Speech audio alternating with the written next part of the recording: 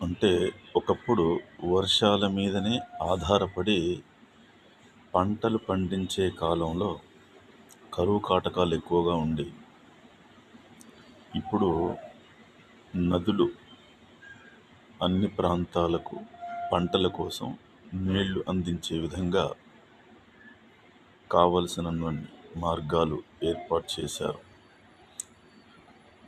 అయితే మానవుడికి కావలసినటువంటి ఆహార ధాన్యాలు అనేక రూపాల్లో మనకు ఇప్పుడు బాగా ఉత్పత్తి అవుతున్నాయి. అయినప్పటికీ కూడా కరువు కనిపిస్తుంది, పేదరికం కనిపిస్తుంది. నాకున్న పరిజ్ఞానం ప్రకారం దీనికి ప్రధాన కారణం నగరాలు విస్తరించడమే. ఒక గ్రామంలో 500 కుటుంబాల కన్నా ఎక్కువ ఉండకూడదు. అది ఏ పేరుతో పిలుచుకున్నా సరే, మండలం అని, జిల్లా అని ఏదేదో పిలుచుకుంటాం కదా. నగరం ఎప్పుడైతే బాగా విస్తరిస్తుందో ఆ నగరాల్లో మంచినీళ్లు తాగాలి అంటే పైసలు పెట్టుకొని కొనుక్కోవాలి. మలమూత్ర విసర్జన చెయ్యాలి అంటే కావలసిన సదుపాయాలు ఏర్పాటు చేయాలి.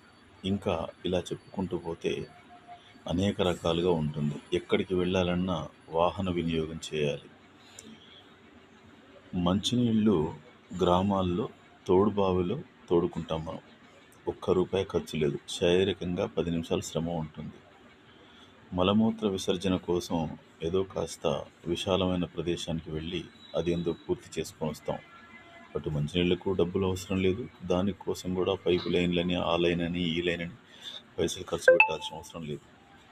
ఏదైనా కొనుగోలు చేయాలంటే అన్నీ అందుబాటులోనే ఉంటాయి.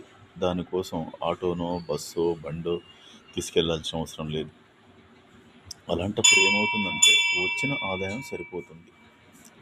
ఈ నగరాలు విస్తరించడం వల్ల ప్రతిదీ ఒకరి మీద ఆధారపడి ఒకరి కోసం ఎదురు చూస్తూ పనులు చేసుకోవాల్సి వస్తుంది. దానివల్ల ఎంత డబ్బు వచ్చినా కూడా, ఎంత ఆదాయం ఉన్నా కూడా సరిపోక వాళ్ళు పేదరికంలో ఉన్నారు అని అనుకుంటుంటాం. కానీ ఉన్న దాంట్లో సరిదిద్దుకోవాలి. కలిగింది మాత్రమే కన్నుల పండుగగా చేసుకోవాలి. పొద్దున్నే ఇంత టిఫిని, మధ్యాహ్న భోజనం, రాత్రి భోజనం. దీనికి పెద్దగా ఖర్చు అవసరం లేదు. 500లతో కనీసం 8 మంది కుటుంబ సభ్యులున్న వాళ్ళు హాయిగా చక్కగా జీవించవచ్చు. 1000 సరిపోవడం లేదు, 2000 సరిపోవడం లేదు, ఎంతైనా సరిపోవడం లేదు. అందుకు కారణం నగరాలు విస్తరించడమే, అవసరాలు పెరగడమే.